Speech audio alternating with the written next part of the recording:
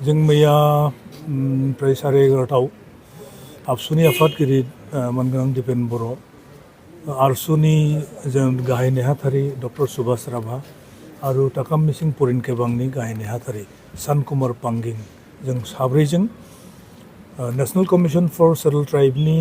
मोनगोनां चेयारपारसन अंतर सिंह आर्या बिथांखौ जों लोगो हमनानै मेमोरेन्डाम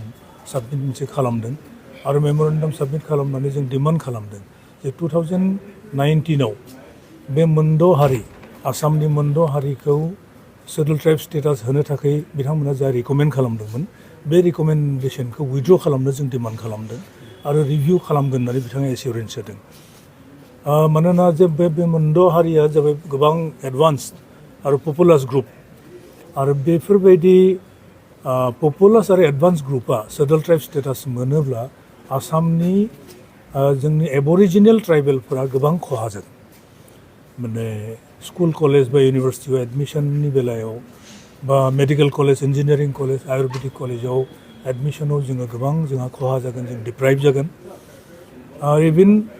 माने सेटल ट्राइब हिसाबै बिथांमोना जुदि स्टेटास मोनोब्ला बे 6 शिड्युलानो जा नन 6 शिड्युलनि अट'नमियानो जा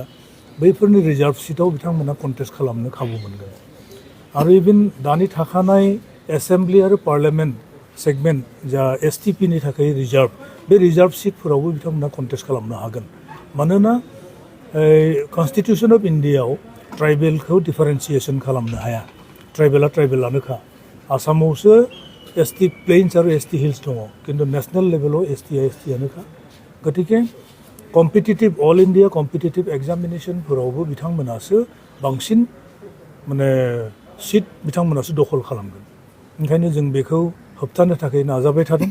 जों लोगोसे जानानै मोनसे आमब्रेला अर्गानाइजेसन जों दादों coordination committee of the tribal organisations of Assam CC2A होननानै आरो बे CC2Aनि जानानै जोङो गोख्रोङैनो बेखौ अपोज खालामबोबाय थादों आरो अपोज खालामलांबाय थागोन